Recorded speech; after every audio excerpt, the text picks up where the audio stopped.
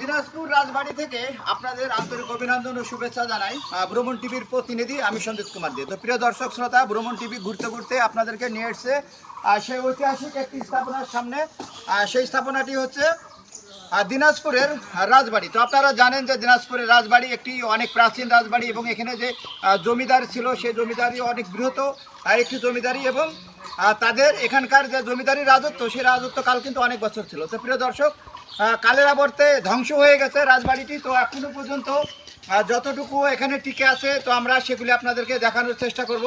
তো সঙ্গে থাকুন ভ্রমণ টিভির, আর দেখতে থাকুন দিনাজপুরের সেই ঐতিহাসিক রাজবাড়ির টিকে থাকা বিভিন্ন ধরনের স্থাপনা। ধন্যবাদ। 17.41 একর জমির উপরে যে জমিদার বাড়িটি প্রতিষ্ঠিত ছিল সেই জমিদার বাড়িটিতে বিভিন্ন মহলে ভাগ ছিল। তো প্রিয় দর্শক, আপনারা দেখতে পাচ্ছেন যে আমরা এখন সেই জমিদার বাড়ির একটি মহলের ভিতরে আছি। তো মূলত এখানে জমিদার বাড়িতে বা এই রাজবাড়িতে যে তিনটি মহল ছিল সেই তিনটি মহলের ভিতরে একটির নাম ছিল রানী মহল, আরেকটির নাম ছিল আয়না মহল, আরেকটির নাম ছিল ঠাকুরবাটি।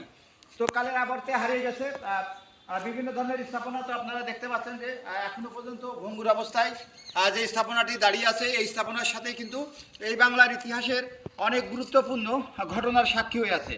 তো এই স্থানটি আসলে মূলত এখানে কিছু সম্পত্তি রয়েছে।